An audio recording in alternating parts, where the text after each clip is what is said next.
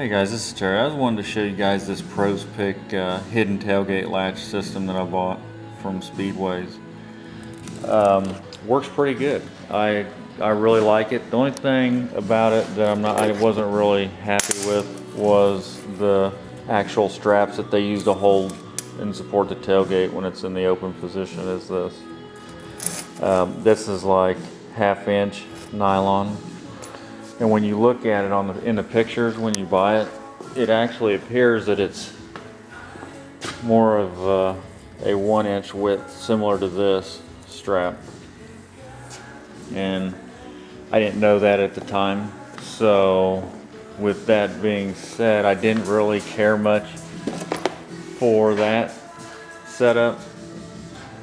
So I ended up going with this route here. That was a 16 inch strap, so I went to salvage yard and looked at a bunch of tailgate cables and to see what applications I could use that would get me somewhere within the realm of 16 inches. And I found a truck and took down its information and then ordered brand new tailgate cables off of eBay. And when they came in, I modified them to do what I needed to do.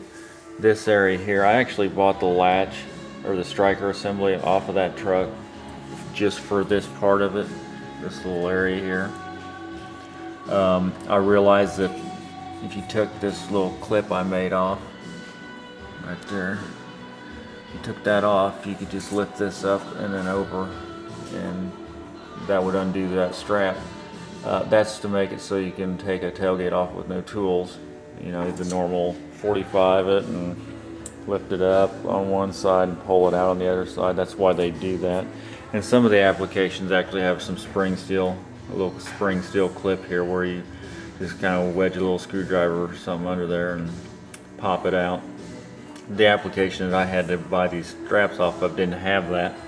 So I made my own little deal because it was wanting to when you're shutting it, it was wanting to push it up a little bit. It wasn't coming off, but it was getting pushed up a little bit, and I didn't like that. So that's why I made that little clip there.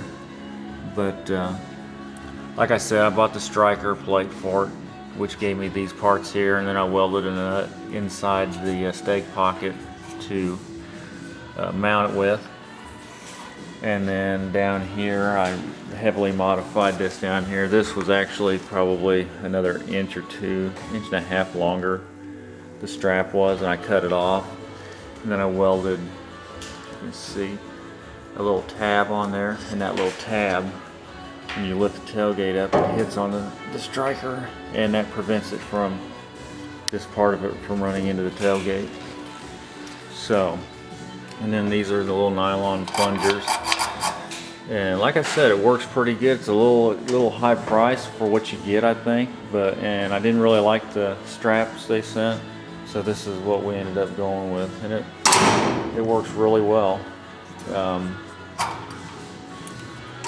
Like I said, I wasn't too concerned about this part of the deal because you got to have tools to get this tailgate off anyway. It's not one of them deals where you can just release the cables and pull the tailgate off, so I wasn't too worried about it. It works good.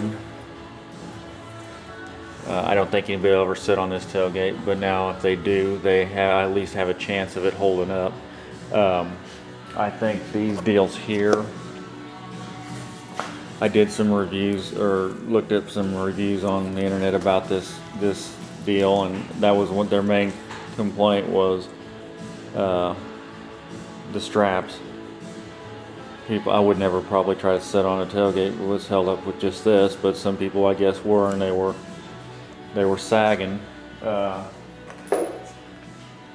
And I think that looks like shit when it starts to sag. That's why when I went ahead and set this stuff up, I left the tailgate up 2 degrees positive, because eventually it'll sag down, and the best case scenario is it'll sag down to level and then it'll stop there.